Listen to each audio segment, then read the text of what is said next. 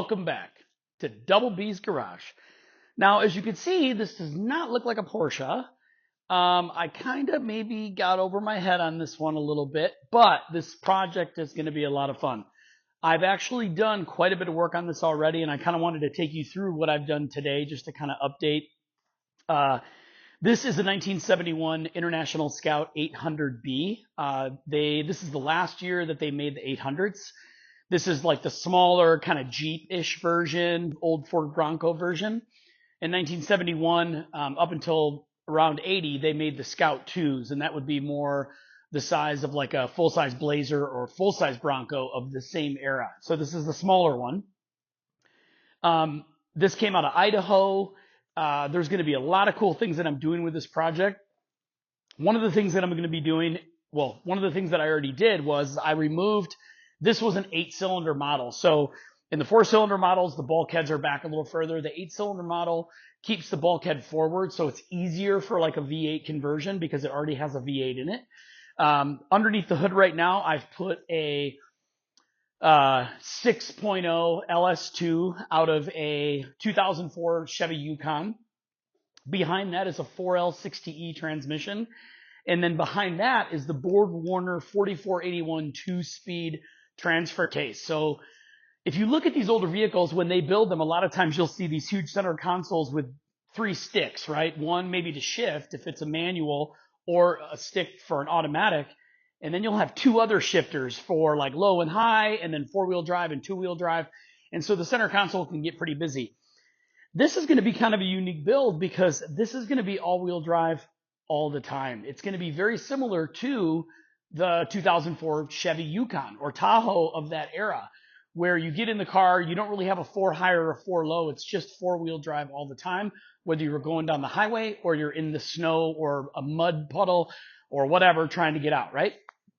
So to do that, I had to do some unique things that maybe are different typically than what somebody would do with the Scout 800. The first one is, this is what they call a passenger drop, which means the front axle has the drive shaft and the pumpkin or whatever, so to speak, on the passenger side. And then the drive shaft goes back underneath the passenger's feet to the transfer case.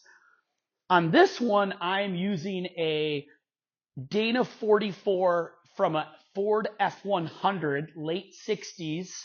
And that is a driver drop drive shaft or axle. The benefit about the F100 axles is it's a high pinion. So the drive shaft actually comes off higher than at like the center or on the bottom end of the pumpkin. What that allows us to do is that allows us to keep the drive shaft from the front pumpkin on the driver drop back to the transfer case at almost a straight on approach, which makes it way better to have the vehicle be all-wheel drive all the time. So when you're traveling down the highway, you're not having this steep angle of the drive shaft, which can cause vibration. There's also a lot of other factors that go into it. When you come off load or you get load, the axle twists, right? So we have to make sure even when you're flooring it or when you're slamming on the brakes, the axles won't go past that angle that is allowed to be safe. Normally you can get away with about 3 degrees of angle, on up or down, right, with drive shafts.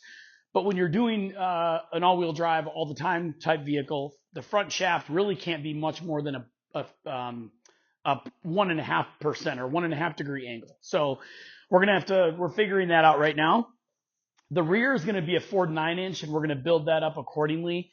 The LS2 is going to have about 400 horsepower probably to the flywheel. We're just going to put a cam in it after we rebuild it, and then we're going to rebuild the 4L60E, and we're going to rebuild the BorgWarner transmission, so that's all done. So let me take you around this thing a little bit. These are the bumpers that came on the car when I bought it, but I will not be reusing these, so these might be for sale if anybody's interested, but let's kind of take a walk around the car and I'll show you.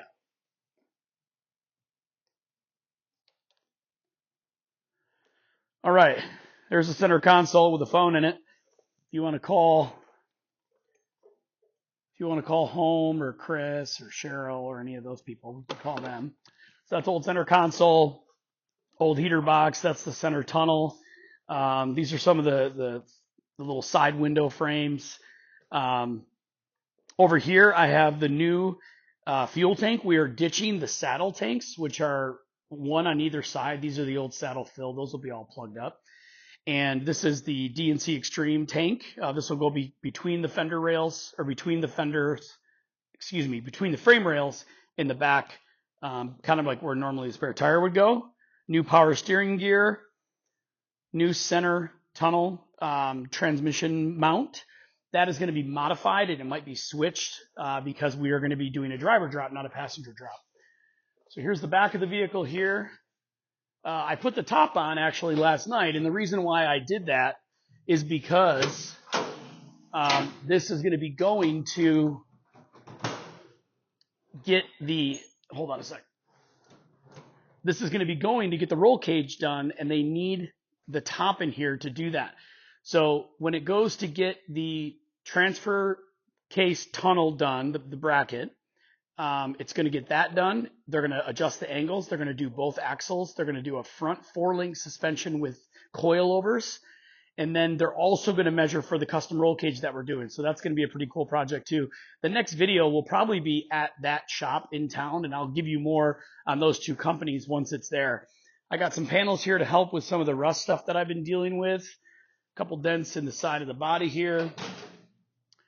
Right now, this is how we're holding up the center transmission and transfer case just to the frame, because they got to build that cross member, remember.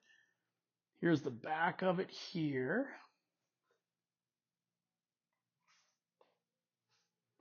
We got new floorboards for here and there. There's no holes, but they're just pitted. I was able to get all the body mounts out, so all the body mounts are out of the car. So I did all those. So those are all loose. I'll put loose bolts in there before I take it down to the body shop. So this, I believe, is a factory Dana 27 with a rear Dana 44. We have put in the Anything Scout LS mounts. So those have been welded in place, cut out the old ones. And then now we have this LS2 sitting in here. I have the new brake booster sitting in here from DNC Extreme. Obviously, a lot of things need to be modified yet. I cut a little piece of the firewall off for these headers, but I probably will not end up using these headers. I still will need that hole cut, but the headers are like shorty stubbies, and I'm going to be going probably with a mid-length header. But that is under there. It's pretty solid. I love this. One of my favorite things. Eat, sleep, and go fishing. I thought that was really cool. This obviously came from Idaho, might have been on a farm. Was able to get all the different bolts off. Again, that saddle tank hole is going to be covered up because that's not going to be used anymore. But you kind of get a general idea for the Scout. This really was kind of a introductory video. I mean, I've obviously, as you can see, I've done a lot of work with getting the old motor out and doing the motor mounts and having those welded in place. And really the only thing I haven't removed yet is the Phillips head on the door hinges, which I've been soaking them and heating them for probably a month. So hopefully when I go to remove those, they'll twist off. But otherwise, this is going to be a really fun project. I hope you guys enjoy it. I think, Scouts with the new electric Scout coming out, I think is kind of a cool vehicle to do. And really not many people are messing with them right now. I mean, there's people that are doing Scouts, but not like you see with the old Ford Broncos, right? And so I just think these are really iconic looking. And I think this could be a really, really cool vehicle when it's all done. The interior is going to be insane, but that's a long ways away. I mean, we're talking 7 months maybe. But anyways, I hope you guys enjoy the quick intro to the 71 Scout LS Resto Mod, and more to come on this in the future. Please put comments in the bottom if you want to see something, or you have any ideas or thoughts on what to do, or things that you've ran into if you are watching this and you have a Scout project and you wish you would have done that or learned that before. But would really appreciate any feedback. And as always, thanks for watching. If you enjoy the videos, click like, subscribe, and hit your notification buttons, even though I will not notify you that often because I don't post that often. So either way, cheers.